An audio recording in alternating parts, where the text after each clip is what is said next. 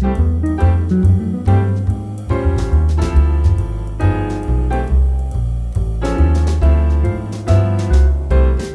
everyone. Welcome to Bouchaine Bistro, created to showcase the great talents of our estate chef Martin and beautiful wines from Bouchaine Vineyards. My name is Marija. I'm a state sommelier here, but more important, I have a great passion for wine and food from all over the world. And Marty, what is on the menu today? We're going to look at 4 regional cuisines of China. Fascinating place to visit, fascinating place to eat. The thing is, most people, the same thing happens in Italy too. But when you go to China, you do not eat in Chinese restaurants. You eat in whatever the local restaurant is. So all restaurants are Chinese. All restaurants are Chinese, right? So if you're in Beijing, you're going to eat in the northern cuisine. If you're in Shanghai, you're going to have Shanghai cuisine. If you're in Hong Kong or Guangzhou, you're going to have Cantonese cuisine. If you're out in Sichuan province, you're going to have Sichuan. So it's very regional, and the same like when you talk about Italian, Spanish, French, really depending on what part of the country you are. But the thing is, the big difference is China is a lot larger than those countries. China is, as a landmass, is about the same size as the United States or Australia. And basically, there was very little interconnectivity between the regions. So you basically ate what was made in that region. So we're going to look at 4 regions. We're going to have something from Shanghai. We're going to make Shanghai braised pork belly, which is actually already made. I'm just going to warm it up and we'll plate it up for you.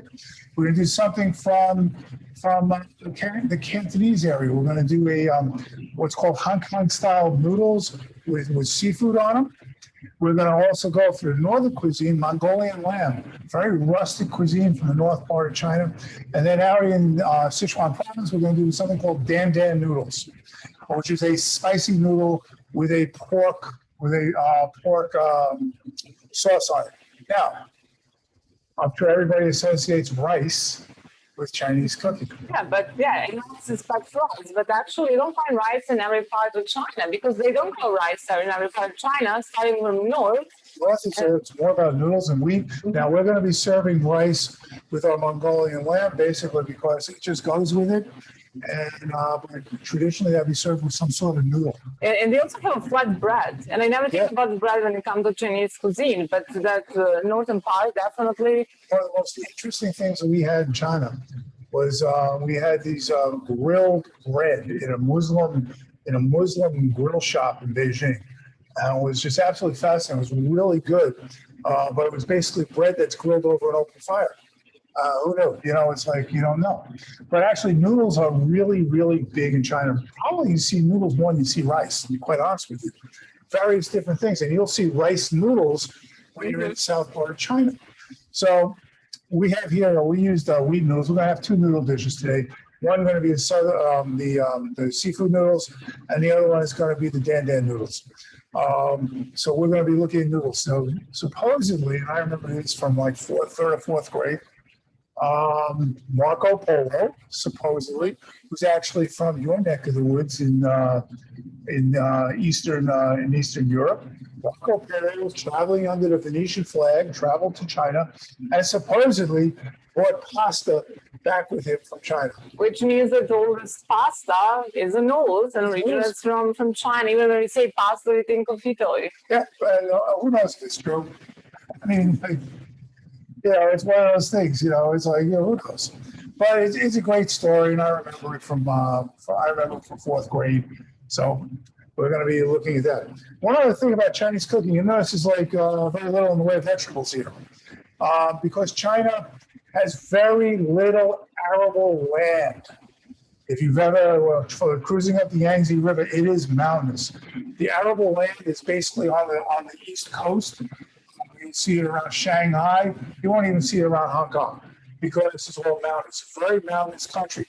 Not a lot of places to grow vegetables. They don't grow a lot of them. Basically onions. You'll see some bok choy, which you're going to use on a later dish.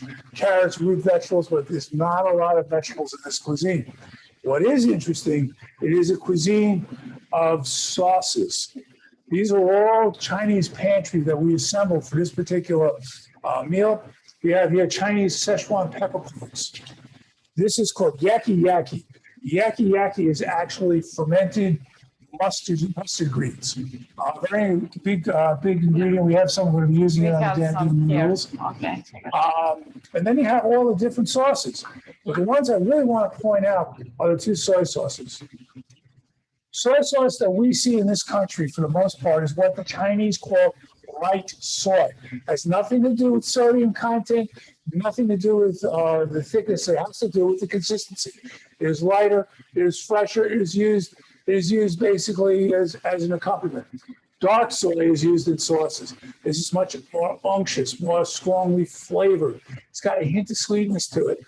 And you'll see recipes with need dark and light soy. Now, if you're going to cook Chinese food, oh my God, where am I going to get all these things? A lot of this stuff's available at your local supermarket. You'd be surprised what you can find in a supermarket. However, Amazon is a great resource because they got all this stuff on Amazon. In fact, we got the yaki and the Sichuan peppercorns from Amazon. So they are available and you can get these products. So it's really important. Now, one of the big things about Chinese food as versus French food, they're both great cuisines. They're considered the two greatest cuisines on earth are Chinese and French. In French food, at least my impression, having cooked it, is that French food, the Frenchmen, they want authentic French ingredients and they fly them over whatever else. If it's not French and up to these standards, they don't want to deal with it. Whereas Chinese, and I had a number of Chinese cooks and people working for me at one of the places that I ran, they'll take any product that you've got and they will turn it into Chinese food. So whatever they got, they make Chinese food. How do they do it? The sauces. That is the secret ingredient in Chinese food. We won't go into the factories where they make these things, but not a discussion for polite company. And when it comes to the Chinese food out of China, I think that Cantonese cuisine probably is one that it's mostly internationally known, including this country. Because the Chinese diaspora was mainly from Southeast China. And that's the Cantonese province. So that's why you get all the Cantonese style foods. So is chop suey really Chinese? Well, it's not, they don't make it in China. But, go back to that whole idea. The thing is, the Chinese will make anything taste like Chinese food because it's how their cuisine is made. And you can definitely, every region has its own authentic cuisine, but you can also say that coastal areas involves more seafood, while mainland more lamb, beef, more meat, and a little more rustic, right? You see pork everywhere. And pork. There was a couple of years ago, there was a huge, and this didn't really get covered in the Western press, but there was a huge plague amongst the pork herd in China. I ended up I had to euthanize over half the pork herd in China, and the price of pork went through the roof, and it was a big deal in China, a really big deal. It kind of forced the Chinese government to come back to the United States and cut a deal for agricultural products because we can get into the Chinese mandate for heaven and all this stuff, but you're not taking care of the people. They're not happy. And we're using some pork belly today too. So. That's right. We're using pork belly and we're using pork in the sauce here. Mm-hmm. It's ubiquitous. So if you're Muslim or keep kosher, not such a good place to go. Anyway, let's go look at some food. Where are we starting? So we're going to start here in Shanghai. And we've actually made a little bit. I'm just going to plate it up for you. So let's take one of those plates here.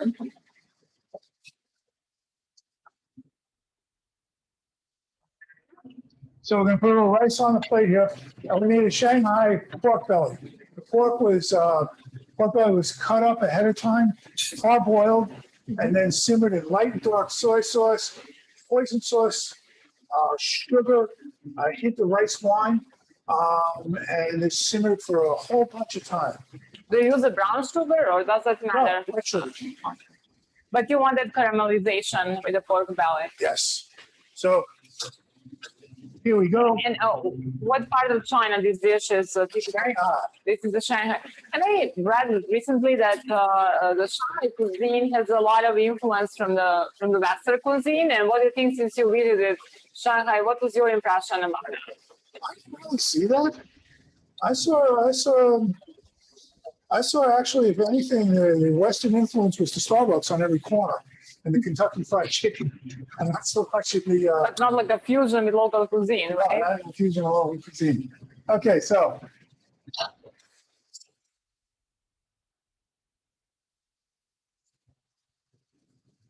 So what are the flavors that you would say represent the Shanghai cuisine? Do they have the sweetness, sweet? Do they have sweet and sour? Any contrasting or? sweet and sour is very much the style of Shanghai cooking. Sweet and sour.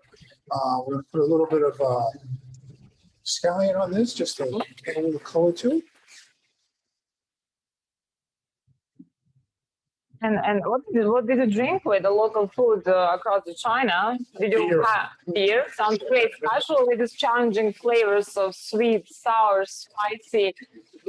Just being with the Sichuan peppercorn, that is not just spicy; it basically has a numbing taste, numbs your palate. We'll get into this a little bit later.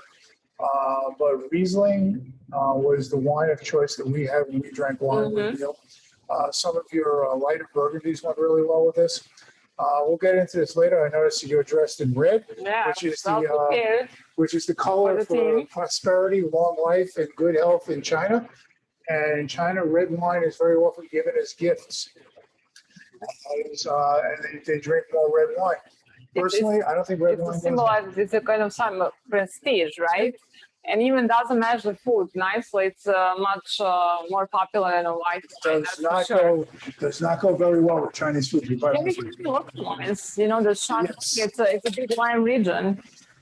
Mm, Not very impressed. Was not the greatest wines in the world. Well, it's still developing culture, so It's not a wine culture. It's beer is big. They do make a wine. It's a rice wine. It's like a very sweet sake. It's not my cup of tea. What can I say? We'll stick with the Bouchaine wines with this delicious food. Okay. Mostly, I drank beer. I mean, in Sichuan, I drank beer a lot. And that's really great. Cold beer, you know, after having all these flavors and spices, it really kind of calms down your palate to prepare for the next bite. So it only makes sense. I mean, I had like two 32-ounce Budweisers when I did Sichuan Hot Pot. It was, and they have a lot of good local beers there as well. Exactly. Jingzhou beer is actually founded by a German brewing company. I've got the name of it. So we're going to make some Hong Kong style noodles. And then obviously you always use the peanut oil. Any other oil that we can consider? I like peanut. I think it's the. I think it's at least it has a high heat. Dealing with the wok. Now talking about woks, let's talk about woks for a second. The wok is a couple thousand years old, and was a result of a problem in China. If you ever to China, there's a lot of people, not a lot of forests, and that's what they were using as fuel. And they were cutting down the forest, so you didn't have a lot of fuel. And the wok was developed, so everything is cut ahead of time, and you just cook it all up at the end. They have like prepared mise en place. Mise en place. There you go. So this is a fried noodle dish. We have some noodles here. These are Chinese wheat noodles. We're going to fry them up into almost like a pancake. What other kind of noodles? Rice noodles? You give me rice noodles. On this, you want wheat noodles on this. Wheat noodles, okay. I really love wheat noodles, even like relate them more to the Japanese food. That's Japanese, not Chinese. So we're going to get a spatula here. We're going to press these down.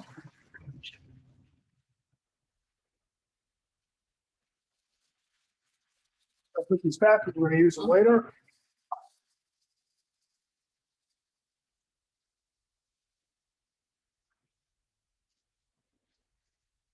What was your favorite region, you know, for the Chinese cuisine?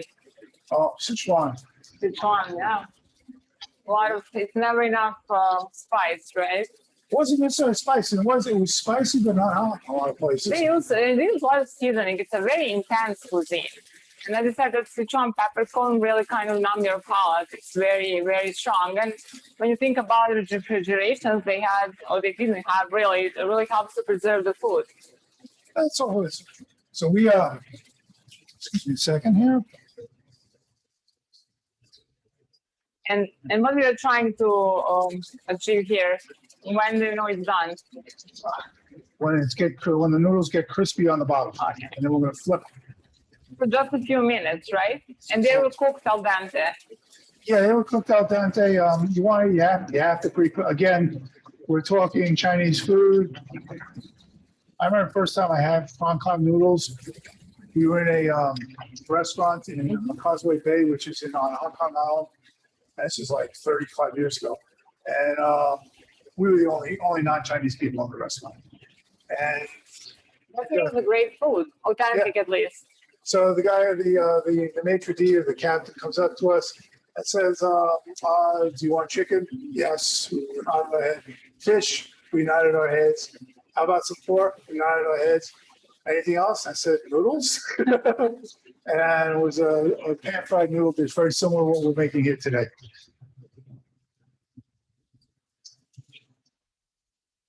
So getting there. It's actually almost kind of like making a potato roasty, which is part of the Germanic cuisine. It's actually a very similar technique. Potato roasty, what you're doing is you're taking your shaved potatoes and cooking them and re-cooking them in a pan and flipping them over and serving something on top. So while that's cooking, I'm going to get something here. Oh, I do have one over there. Yeah, come on. We're going to plate it on top of here.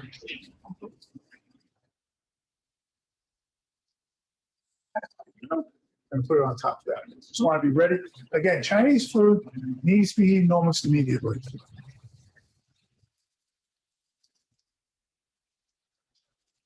And if you have to pick one meal during your trip to China, what would be the meal to remember? What was your favorite? Probably Sichuan Hot Pot. Well, it was during the Autumn Moon Festival, which is something I never heard of. And they had dancers in the place. And again, we were the only non-Chinese people in the restaurant. And how is the Sichuan hot pot different than Mongolia? And I didn't go, I went to a lot of Mongolian hot pot places here in the United States, but I haven't noticed any Sichuan. It's different in the spicing. Besides, it's much more spicy, right? It's pretty much, they offer you the fiery pepper broth or what you cook. You go to hot pot, you basically put stuff in and you cook it. There's a shabu shabu, which is a couple of different variations of it throughout that area, that part of the world. And so the Sichuan, they give you a broth that has chili peppers in it. And you have 1 chili pepper, 2 chili pepper, 3 chili peppers. Well, we thought we'd be adventurous and go for 2 chili peppers. And our 2 guys says, no. You're doing 1 chili pepper. Yeah, 1 chili pepper was incendiary by the end. I mean, it was like I was blowing smoke out, flames coming out of my mouth. And this is 1 chili pepper. And the guide was saying, "Oh, I usually get 2." And, I think I will try 3. I think I will be brave enough. No, you won't. I mean, seriously speaking, we probably were thinking of you when we had number 2, when we had it at the end. So let's look at this. Let's see how this is doing. They look golden. Well, it's golden on the sides. You want it to be golden underneath. In the middle part, okay. Yeah. And you have like really high heat, Actually, well, or not? it's actually on low heat here. Low heat, okay. Our kitchen is great for high heat. You want low heat because you want to cook this thing gradually. You don't want to burn it. But you always follow your advice, hot pan, cold oil, and food no stick, right? Here it's really That's something you can apply for the wok, but for the pan as well. That's for sure. How old is your wok? This one is just a few years old. Okay. This one over here is probably about 38, 39 years old. When was the first wok used? About 2,500 years ago. This is rolled steel. I think it was given to us before we got married. Could be. It's been used many times, as you can see. It looks indestructible. Yeah, it's got to be. You got to handle a special way to wash it. And what do you suggest? Like that, if you're making a wok, it's always much better than using the regular pan. Like, because vegetables, mushrooms. it puts all the flavors down into the center of the pan. Now, this particular wok, this is made from Western Kitchen. And you start seeing these in China too. This is actually anodized stainless steel. It's good. It's meant to sit on top of the stove like that. The other one's better, but this is much easier to use. All right.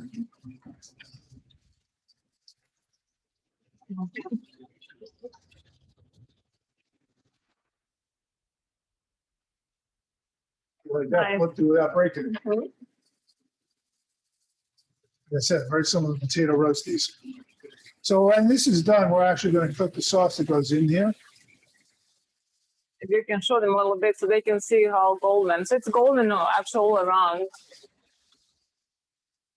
As you can see, it's a. This is very much South China. You don't see the fried noodles when you get to Northern China. I got some water going there because we want to like heat the noodles up before we use it for the Dan noodles.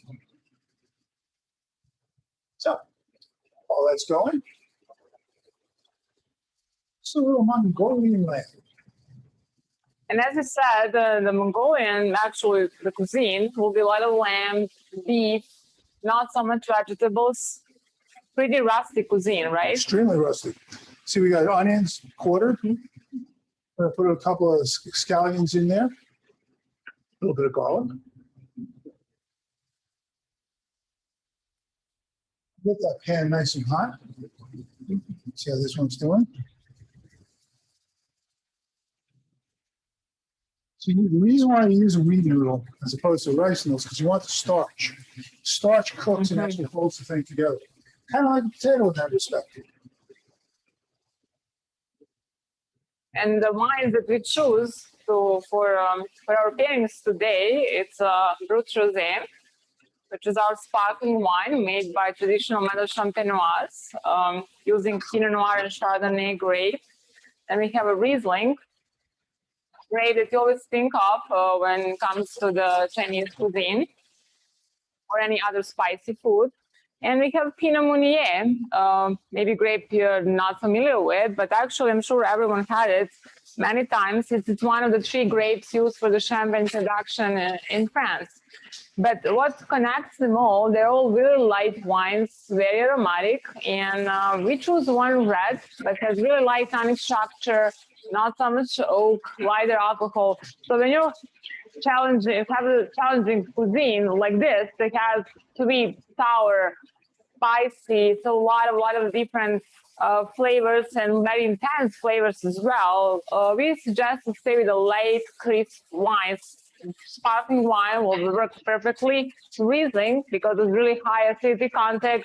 Also, if it's a little slightly sweet, that still is a perfect match, especially when we are tasting really spicy cuisine or light reds like Pinot Meunier, Pinot Noir, Grenache, Gamay, like Beaujolais, Fraise, so any light aromatic wines. From whites, besides Riesling, I can see Barino, Soave, Caricante, so lighter wines. And of course, bubbles really match nicely too. And so now you are caramelizing the onions? Caramelize the onions. We're actually going to warm with And you want to cut them like that, right? With a big a rustic cuisine. Let's check on this. That's doing fine.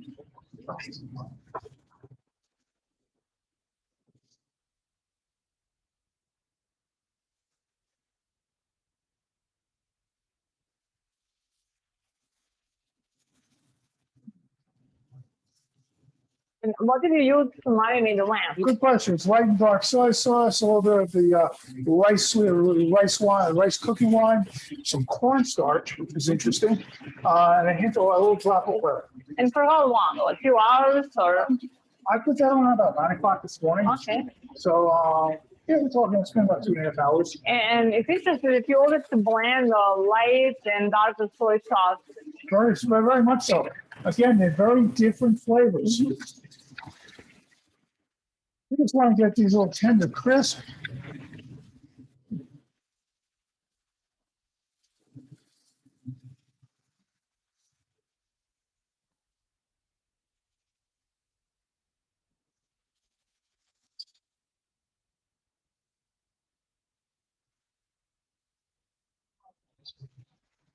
So that was really quick, right? Just a few minutes. This is very quick. Again, remember, Chinese food, all about being fast. It was not a lot of firewood, and so they wanted to cook it really fast. Concentrate the flavors. Again, French cooking is all about concentrating flavors as well as in Chinese cooking. So now we're going to put a little bit more oil in our pot here.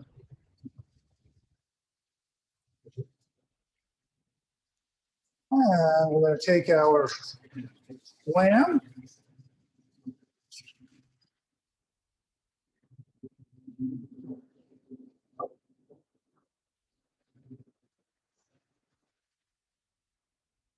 It smells amazing. I already smell all this soy sauce and other flavors from the seasoning. Yeah, it's a very different aroma. Very umami. Again, remember, we're talking all about spices in this cuisine.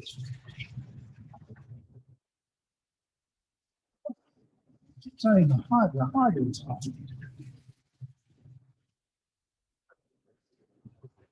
It really translates that umami flavor.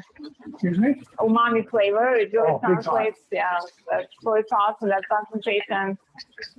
See, one of the reasons the Chinese are very much into pork as opposed to our stuff is that you can raise pigs anywhere. You can put a pen in your backyard and provide protein and food. You got to remember, a lot of history is divided by what you can grow. In the United States, we're big meat eaters, as are the British and the Irish. And if you look, we have huge fields. If you fly west of the Mississippi, you can't grow anything, but you have the prairies that you can raise beef. And it's an easy way to get protein. The Chinese were the same way with pork. Is that you can grow a pig anywhere. And if you would use the pork, would the seasoning be very different? Mm-hmm. If you would use the pork, would the seasoning be very different? It's not like it is in. It's funny because in Europe they're really into what the pig eats. Mm-hmm. Not so much. Yeah, hazelnuts and acorns. Acorns, yeah. Yeah. You go to Peking duck, which is a different cuisine. It's imperial cuisine, which is a totally different ballgame what we're cooking here. Peking duck, they eat special spices in their feed to give them special flavors. And that's a very unusual thing. Most of the Peking duck restaurants in China have they raise their own ducks. All right, we're going to do that. It's probably very complicated to me, but I really love Peking duck. It's delicious. I love Peking duck too. I'm sure you had a lot of duck during your trip to China. Oh, yeah.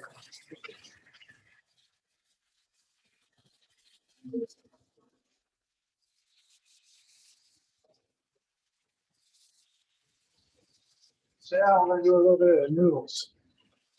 Grab our veg, a little bit of our garlic, and a little bit of this. Excuse me, my hands.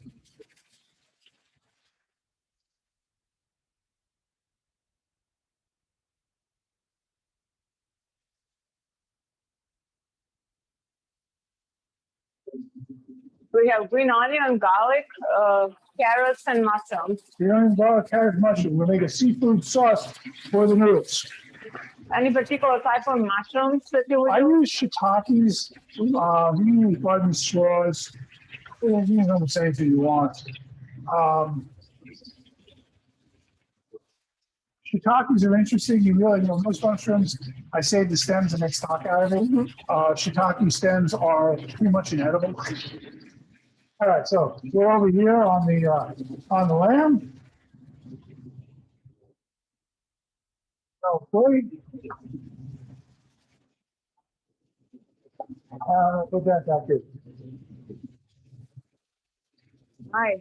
Our kitchen smells amazing. A lot of different flavors.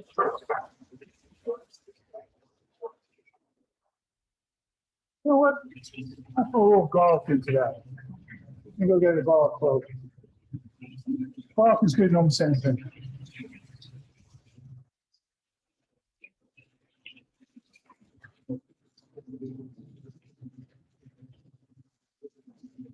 So on this,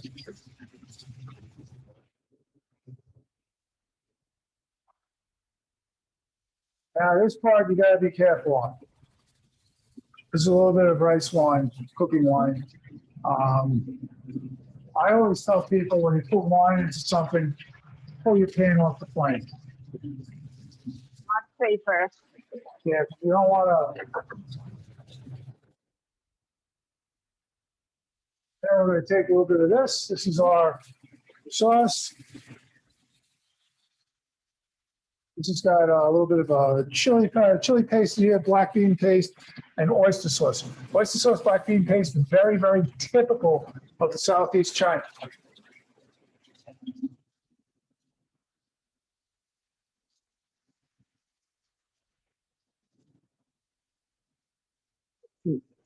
Yeah.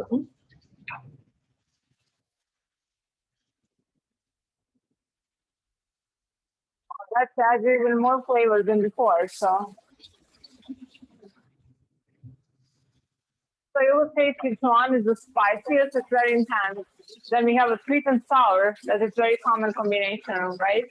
Very combination. Now remember, Chinese concept of yin and yang, opposites. Okay, so And dumplings that everybody loves. There's a lot of in Hong Kong, right? A lot of Cantonese dumplings all over China. all over China. All right, we're gonna have a plate here.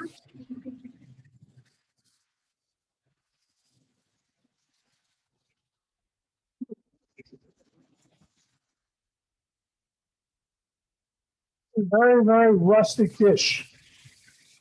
Turn the flame up. Let's get a little rice out. What kind of rice do you usually use? This is just basic converted rice. I mean, sticky rice is really good, but that's kind of Japanese, but I kind of like it with Chinese food. They use the sticky rice as well.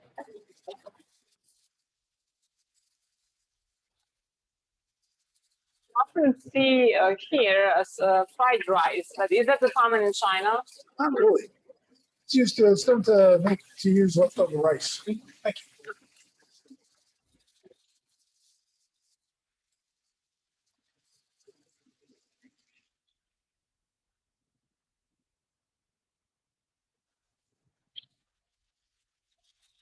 Nice. That smells amazing.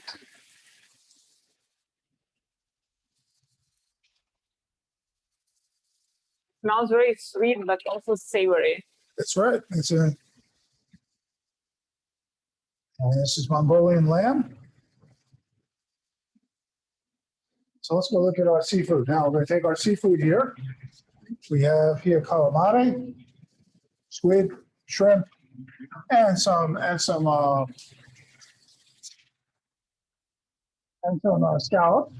And this is a dish typical for Cantonese cuisine, right? Cantonese Hong Kong cuisine. area.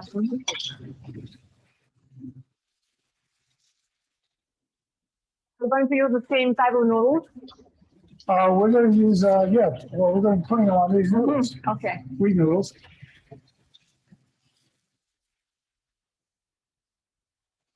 And since you have a seafood, that's a really quick prepare, right? Quick saute.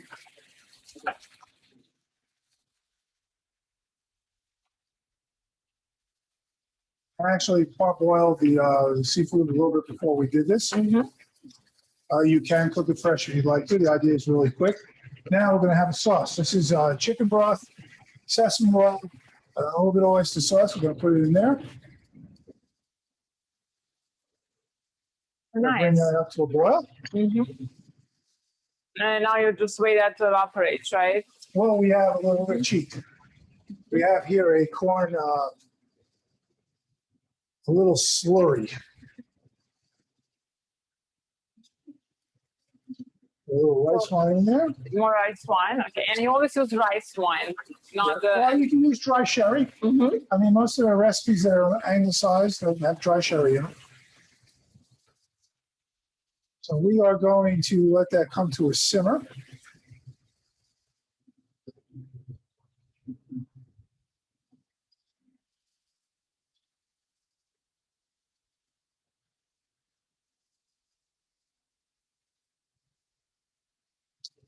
I'm going to set up for our next dish while we're talking.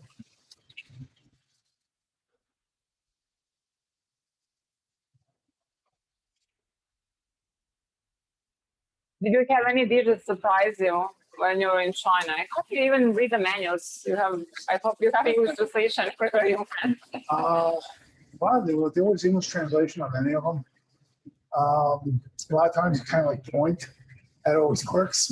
So there must be a picture included, right? Well, the funniest one I can remember is we were in the airport in Beijing. We were flying out to center China, and it was lunchtime. We were hungry. It's 2:00 in the afternoon. We're wandering through the airport. There's all these food stands, and we come across a Chinese barbecue stand. And basically, I pointed what we wanted. It turned out to be some of the best Chinese barbecue I ever had. It was without a doubt the best food I've ever had in an airport. And it's kind of funny. When we were in Xi'an, in the airport, they're making noodles in the airport. The Chinese are like really crazy about freshness of food, and having it done right. Nice. They're really crazy about that. So that's doing well. Mm-hmm. That's a cornstarch. It's cornstarch or water. This liquid disappear, right? Excuse me? That will make the liquid disappear. Change the texture. Mm-hmm. Binds the liquid together.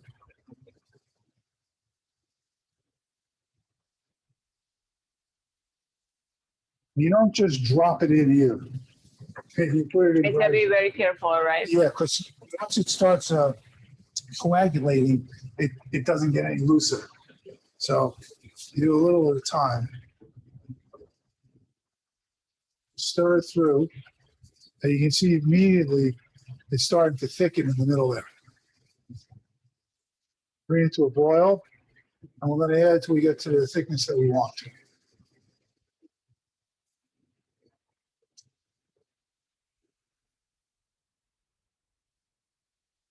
And these are the typical combination, calamari, shrimp.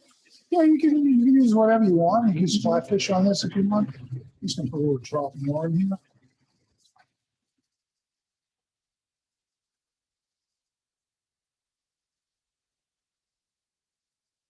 I'm looking forward to try it with the sparkling wine and with Riesling. I think it will work well with both. Very good with both of those. Okay.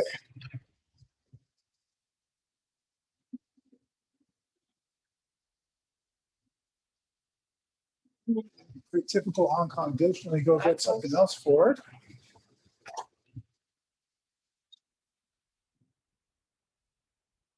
Oh, smells great.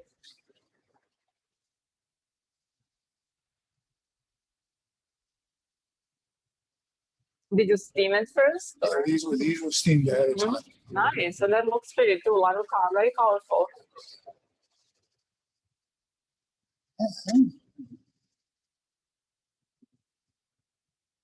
Seafood on fried rice noodles. Very classic dish in the southeast part of China.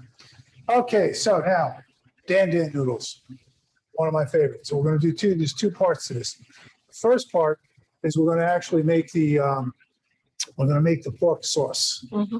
So first thing we're going to be doing is to grab these, to take these over to the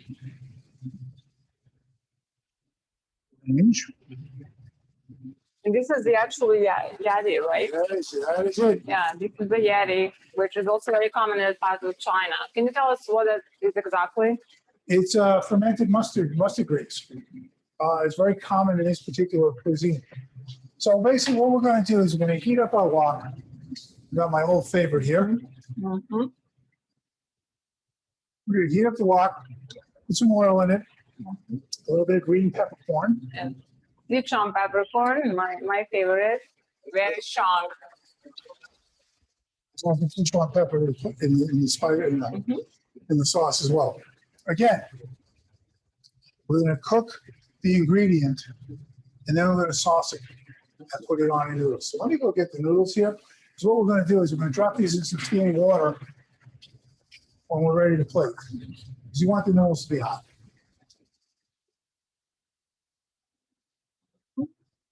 And what is the mixture here? It's a Sichuan, it's a chili paste, bean paste, light and dark soy, a little bit of the rice wine. It's just dark soy. As you see, it's like much more viscous. Yeah, it looks very dense, very concentrated. Very dense.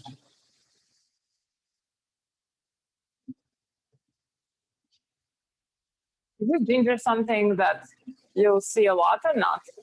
You see quite a bit of it, actually. One of my favorite things is lotus root. Fried lotus root. I think it's really fun. You see a lot of that. Okay, so we're going to put a little hint of ginger in there. Green peppercorns, green okay. We're going to put a little bit of the yaki. Some Sichuan peppers. So you basically saute them as well to activate the flavors. I mean, you can really smell this. And of course, a little garlic. Of course. It's amazing how garlic finds its way into a lot of different cuisines. Everywhere, actually. I couldn't really think of cuisine that doesn't use a lot of garlic, especially if you go to Mediterranean countries, but now in Chinese This as is not well. Mediterranean. No, I'm saying all over the world. Yeah. Right? Okay, that's nice and aromatic. We add our pork. So that's maybe 5-6 ounces of pork.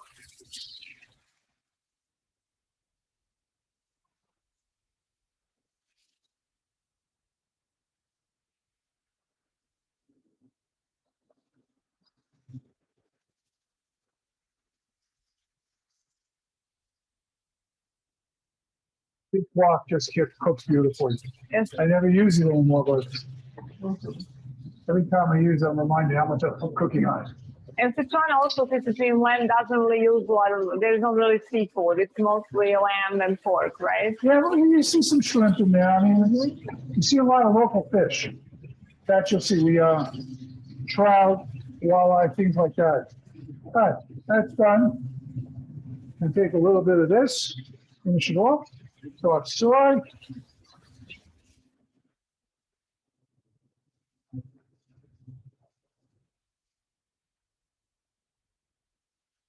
I'm going to put the sausage.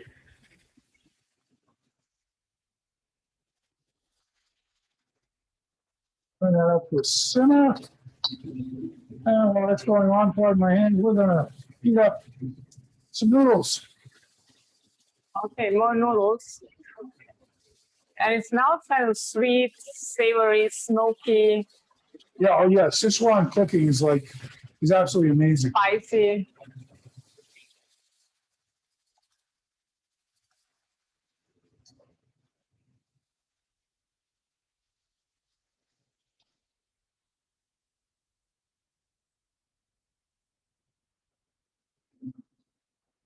And it's really quick cooking, right? Just a few minutes.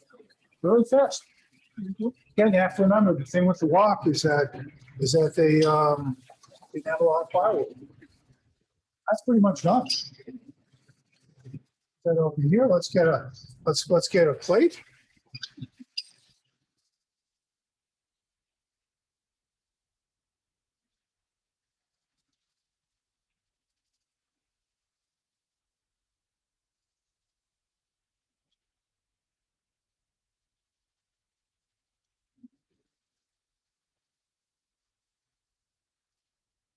So you basically can prepare all the noodles ahead of time, right? Oh yeah. They don't take very long. The Chinese noodles take a lot less time to cook than Italian pasta does. I don't know why. Generally speaking.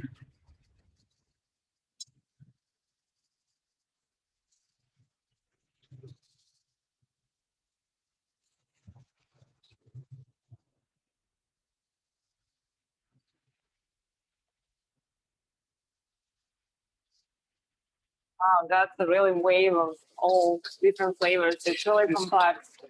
That is the thing about Sichuan. It has a reputation of being very spicy, and it is. There's no But very question. flavorful too, you know, it's Flavorful very beyond complex. very complex flavors.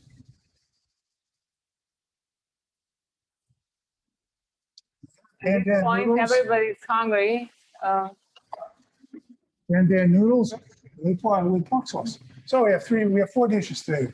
Little Shanghai style pork belly, braised, served on rice, Mongolian lamb, a very rustic dish from the north of China, seafood on fried noodles from southeast in Canton, and Dan Noodles, which is actually from Sichuan. So, shall we try some wine with these? That's my favorite part. Which one would you like to try first? The seafood dish, that will be the lightest one, the Okay. Cantonese. We get a spoon from the.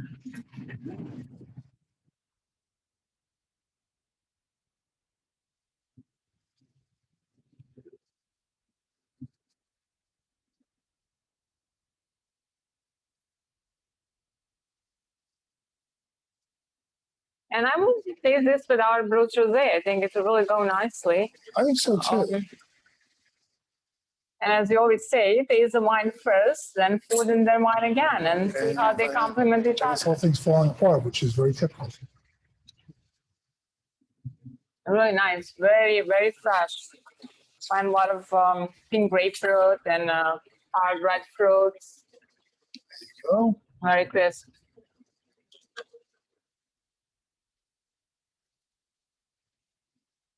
Remember when I was in Hong Kong, this is very difficult to deal with this stuff here. We need to make it more often so we have some practice. There you go. Or serving. I'm sure it is delicious. No chopsticks.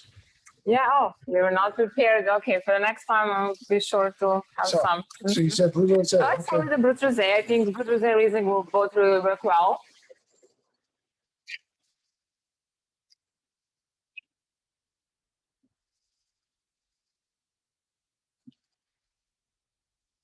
And you have different textures here, like a crispiness from the noodles and then nice and creamy seafood dish on the top of it. Oh, hint of chicken there too. Interesting. And with the bubbles and acidity from the wine really cut nicely through, and then saltiness from the food really intensify the flavors from the wine. I get this kind of raspberry, cranberry, pomegranate, citrus notes. Really lovely pairing.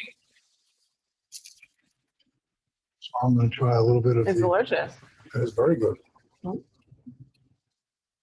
Just do the Riesling.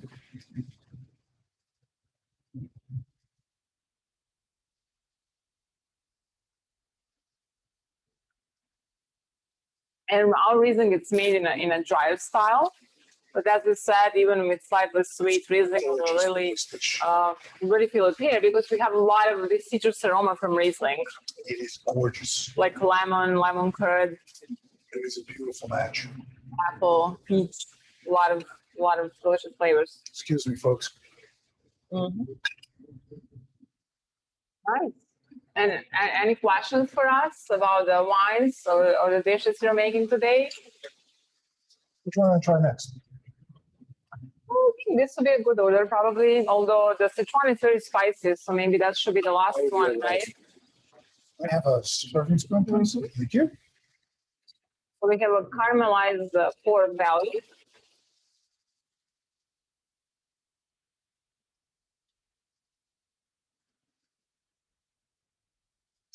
And this will go well with all three as well. You can taste with Riesling. Pinot Meunier will work well as well.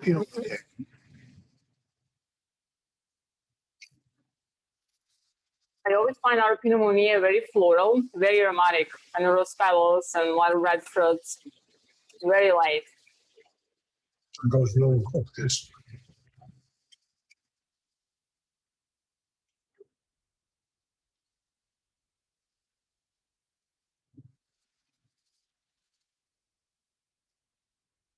The fat of the pork belly, oh my God.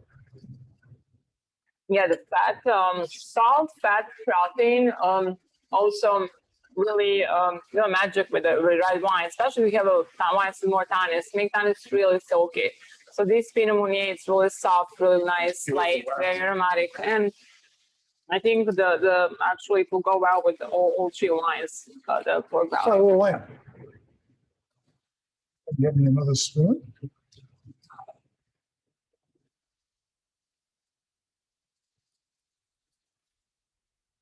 Oh, well.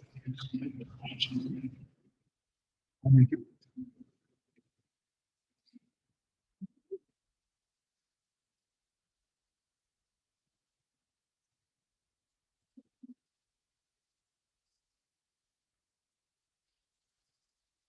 Which one would you say with this? I'm going to go Pinot Meunier again. Okay, we can start with Pinot Meunier.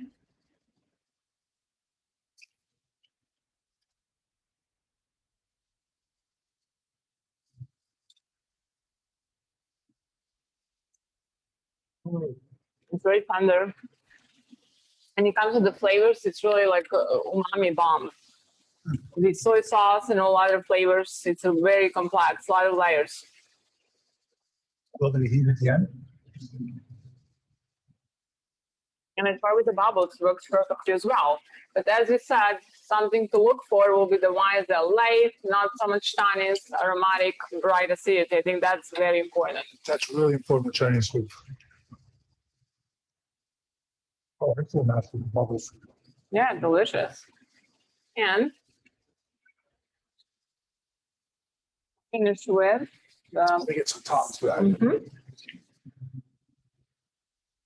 Usually my favorite cuisine when it comes to the Chinese will be the Sichuan spice, but as you said, the intensity of that cuisine.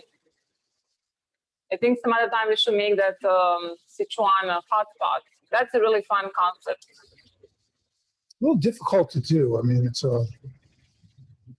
this restaurant is like we went to. It's just nothing but hot pot.